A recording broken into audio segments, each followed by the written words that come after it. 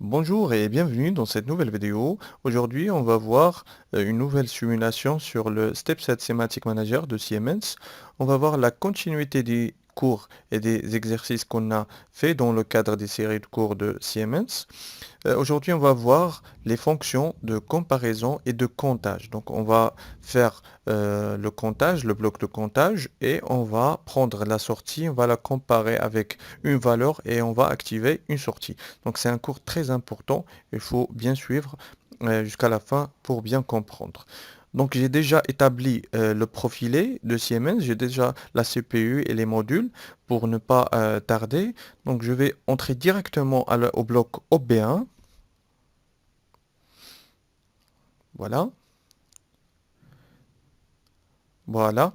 Donc là, le bloc OP1, donc affichage. Donc là, il y a les différentes façons de programmer. Donc logigramme, liste, contact. Je vais mettre contact, c'est ladder. Donc comme vous voyez ici, les opérations sur bit, comparaison, conversion, comptage. Donc pour le comptage, il y a les fonctions ici de comptage, décomptage séparées et il y a une fonction comptage, décomptage rassemblée dans un seul bloc ZAEHLR. Donc je vais l'utiliser. Voilà. Donc, comme j'ai dit précédemment dans les cours précédents, donc il faut appuyer sur le bloc et mettre F1 pour l'aide. Voilà, donc là, il y a toutes les informations utiles de programmation.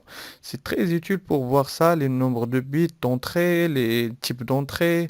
Donc, c'est très important de voir ça avant de commencer la programmation. Bien sûr, là, ZV, c'est incrémenté, ZR, c'est décrémenté, ça, c'est 7, et ça, c'est la valeur d'initialisation de compteur. Est-ce que vous voulez initialiser avec 5, 6, 7? Et là, c'est le reset. Bien sûr, là, c'est la sortie de comptage qu'on va l'utiliser pour le traitement. Voilà. Donc, le nom du compteur, on peut l'appeler Z10. Donc, vous pouvez l'appeler Z1, Z2, Z3. En CMS, c'est Z. Le comptage en CMS, c'est T. T, T. Pouvez l'appeler comme vous voulez. Donc, ici, l'incrémentation, c'est on va mettre un capteur PX de proximité lié à l'entrée physique de l'automate. Par exemple, cette entrée physique de l'automate qu'on va l'appeler 124.0. Donc, pour l'adressage des entrées-sorties, 124, désolé, 124 E 124.0. Voilà.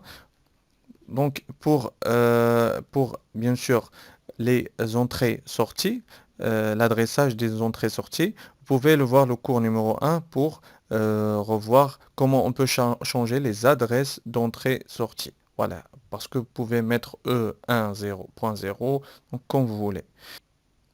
D'accord? Et là, je vais mettre décrémenter, je vais mettre l'entrée physique par exemple, E 125.1.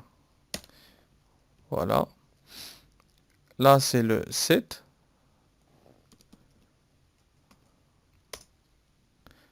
Donc, je vais la mettre ici. 7.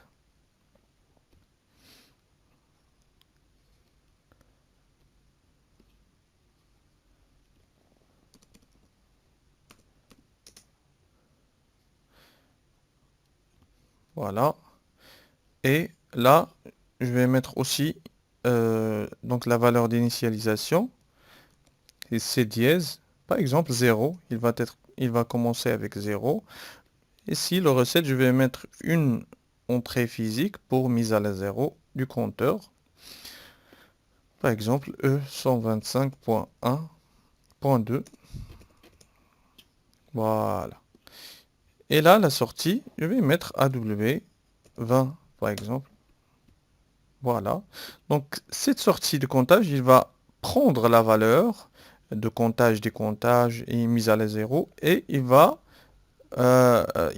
nous communiquer cette valeur pour le traitement. Donc, on va créer un nouveau réseau et là, on va faire la comparaison avec une valeur pour commander une sortie. Donc, les fonctions de comparaison, là. Donc là, la comparaison i entier. Donc là, c'est double entier et là, c'est réel.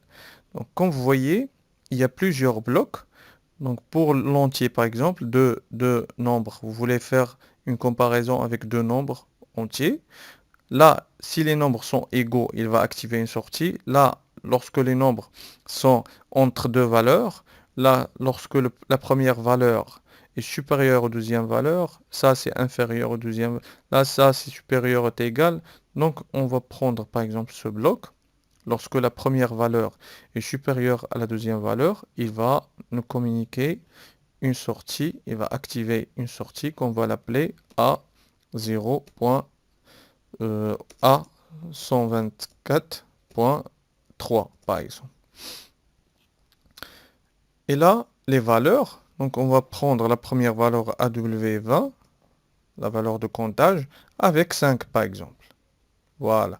Lorsque la valeur de comptage est supérieure à 5, il va activer la sortie A124.3, qui est la sortie d'automate, qui va être liée à son tour avec, par exemple, à une lampe ou bien un contacteur pour commander un moteur électrique. Voilà. Donc, ça, vous pouvez toujours faire l'aide F1 pour bien comprendre les valeurs. Les valeurs d'entrée, il faut mettre des valeurs 16 bits. Donc, comme vous voyez là, c'est une fonction de comparaison, c'est 16 bits. Donc, un valeur 16 bits, c'est 2 octets, c'est un Word. Donc, il faut mettre une valeur 16 bits. Il ne va pas accepter une valeur de 8 bits. Voilà.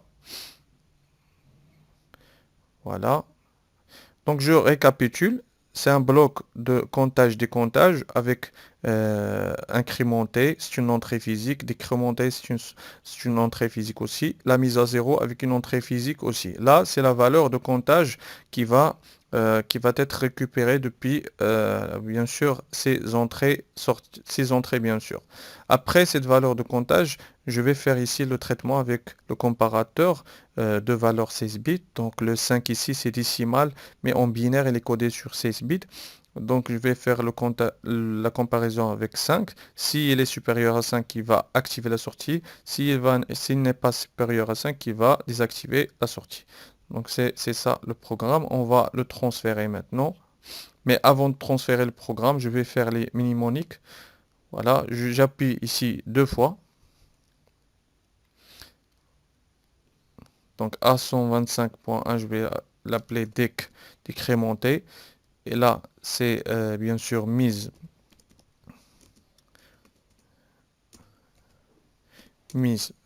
à 0. Le Z10, c'est le compteur. Voilà. Voilà, décrémenté, incrémenté, mise à 0. Voilà la sortie. Ici, je vais l'appeler, par exemple, lampe.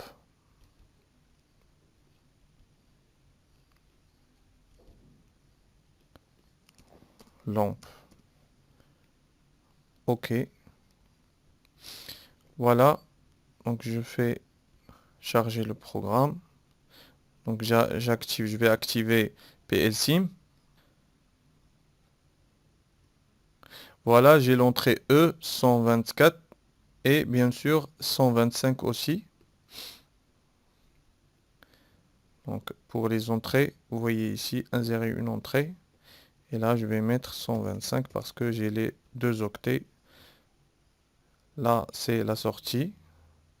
Voilà, je vais mettre les entrées ici. Donc là, c'est la sortie. Et là, c'est le compteur. Voilà.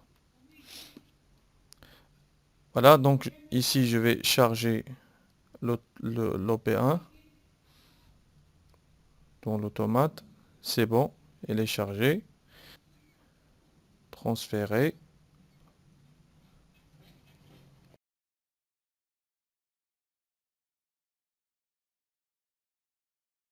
Voilà, j'active les lunettes pour voir la simulation en temps réel. Voilà. Donc j'ai le compteur ici. Je vais voir le compteur, c'est le Z10.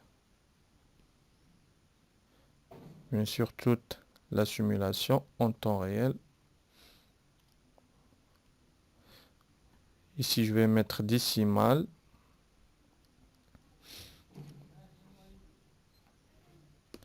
Voilà.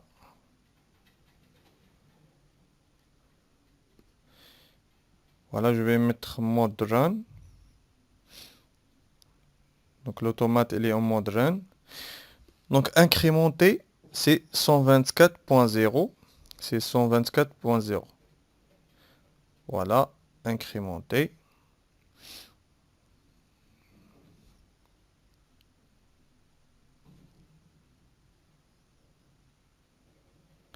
Voilà, 124.0. C'est ça l'entrée 124.0. Voilà, vous voyez la valeur de comptage. C'est 1 maintenant. Donc c'est un PX, c'est un bouton comme un bouton poussoir. Donc j'appuie une autre fois C2, comme vous voyez, la sortie est toujours désactivée. Vous voyez aussi ici AB124 c'est désactivé. Voilà. Donc pour décrémenter c'est 125.1. Donc 125.1 c'est ça. Vous allez voir que 2 va devenir 1. Vous voyez, si j'appuie une autre fois, va devenir 0. Voilà. Donc là, 1, 2, 3.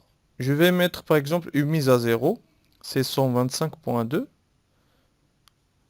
Voilà. Vous voyez la mise à 0. Voilà. Donc là, je vais incrémenter et dépasser la valeur 5 pour avoir la sortie. 3, 4.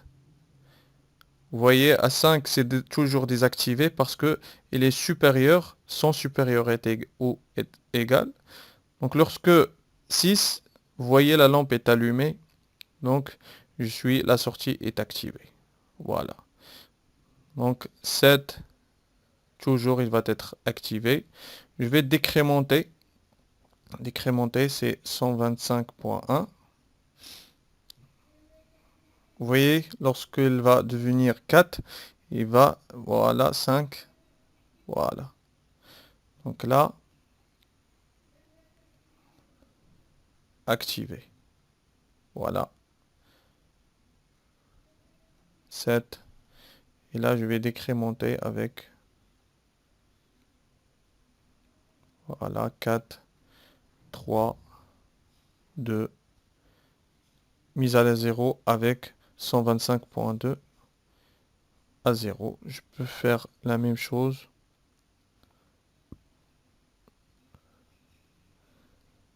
1, 2, 3, 4, 5 et 6 activés. Voilà, c'était un cours sur la fonction de comptage et de comparaison. J'espère que vous avez appris les notions de comptage. Merci et au revoir.